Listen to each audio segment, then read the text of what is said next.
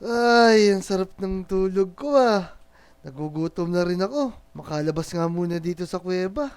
Tignan ko muna sa labas kung may makakain. Ano kaya ang magandang sarap kainin? Sana may mahuli ko. Teka. Manghuli muna ako ng isda. May pamingwit nga pala ako. Sana makahuli ko ng tilapia at saka bangus. Ganda pa naman ang panahon. Kung maraming huli. Naiinip na ako, ang tagal naman. Malilibot pa nga ako sa buong isla. Maghahanap ako ng manok, tsaka ng kalabaw. Hirap naman manghuli ng hayop, wala akong makita. Saan kaya may makakain? Nagugutom na ako eh. Ayun, may naririnig ako. Kalabaw yata yun ah. Ayun. Ayun, puntahan natin yun. Dito baka may kalabaw. Ayun, meron. Ito, pagkain to, masarap tong ulamin. Ito pa baboy oh. Sarap init yun. Aya. Hirap yun naman huliin. Ito mga baboy, ang sarap ulamin to. Gagawin ko nga itong lechon. Sarap to oh. Ayan oh. Ito pa manong oh. Ay, hirap nyo naman huliin. Ayoko na nga sa inyo. Ilibot na lang ako sa isla. Baka may makita akong kalaro. Kaso ako lang yata mag-isa rito eh. Teka, ano to? Parang lumilipad to ah. Ano kaya ito? At sino ang nakaiwan? Bukang ito na yung susi para makalis ako dito sa isla na to. Kaso, paano ko siya papaandarin? Subukan ko na nga. Ayun na. Dami pindutan. Ang ganda naman nito. Paandarin ko na nga. Uy, ayun na. Ano to? Ayun na, lumilipad na. Maghahanap ako ng ibang lugar para may pagkaroon ako ng kalaro. Ayan na. Uulan. Baka bumagsak to. Hindi ko pa naman alam to gamitin. Saan kaya ako bababa? Gusto ko na umuwi sa amin. Lakas ng ulan. Paano ako bababa dito? Ano ba yun? Ang ganda ah. Ano kaya ang lugar to? Ang ganda ng bahay. Ayun na, nawawalan na ako sa kontrol. Nawalan yata ng gasolina to ah. Babagsak na ako. Oh no! Tulong! Aray, ang sakit naman ng tuhod ko. Wala bang ibang tao dyan? Tulong! Uy, Dek! Uy, kuya, tulong! Ano? Teka, parang Ubi! Oo nga. Teka, bumagsak yata yung airplane niya. Tara, lapitan nga natin. Tara. Kawawa naman tong tropa natin na to. Naku, tropa. Ngayon ko nga lang nakita to, namnam eh. Ako din naman. Teka, uy, ano nangyari sa'yo? Galing kasi ako dun sa islaw eh. Nanggahanap lang ako ng pagkain. Tapos, nakita ko tong eroplano. Sinubukan ko, hindi ko siya alam gamitin. Ayun, nahulog ako.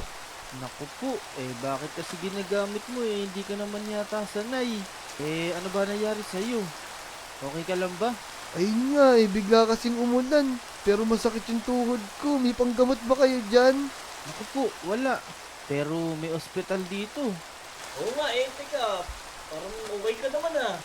Pero sige, dali natin sa ospital, Dek. Oo nga, pero teka. Ano munang pangalan mo? Ako nga pala si Johnny. Galing ako dun sa sa gubat, sa kuweba. Johnny? Teka, ako nga pala si Namnam. Ako naman si Dick. Pero teka, parang kailangan na niya ng tulong naman. Tara, dali na nga natin. Tara, sumunod ka sa amin. Dito lang yung ospital. Sige, tara. Sumasakit na kasi talaga yung tuhod ko eh. Tara, dito daan. Dek, Namnam. Ang sakit ng tuhod ko eh. Tulungan niyo naman ako. Bilisan mo, Hindi ka bilisan namin mo. magbuto. Ano na dito? Bilisan mo. Saan ako higa? Teka, papa-appointment muna tayo baka bukas ka pa mahiga. Oo nga, parang wala dito yung doktor. Pero sige, Dek. Atid mo na siya doon. Yun! Pero teka, namnam. Parang may tumatawag sa akin sa labas ikaw na muna bahala kay Johnny. Baka nandyan naman si Doc. Katukin mo na sa Sige, loob. sige. Tara, Johnny. Samahan kita kay Doc. Kakatukin ko dito sa kwarto niya. Tara, tara. Sakit na talaga ng tuhod ko. Doc, Doc. Tao po. Teka, parang may tao ah. Sino ba yan? Oh, Namnam. Ba't naparito ka yata? Eh, Doc, may nangihingi ng tulong eh. Mukhang napadpad lang siya dito sa Lodi Island. Naku, mukhang bago nga sa paningin ko tong kasama mo. Eh, ano bang problema niyan? Eh, nakita namin ito nung kasama ko eh. Nalaglag yata yung eroplanong sinasakyan niya. Eh, ano bang nangyari sa kanya? Critical ba yung kalagayan niya? Mukhang hindi naman eh. Masakit na yung katawan niya eh. Johnny, sabihin mo nga kay Doc kung ano yung nararamdaman mo.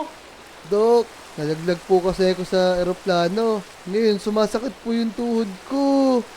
Naku po, ang problema natin ngayon, eh puno kasi yung mga room dito. Pero meron ako ditong potion na baka sakaling makatulong sa'yo. Eto, kunin mo. Ano naman to, Dok? Gagaling ba ako dito?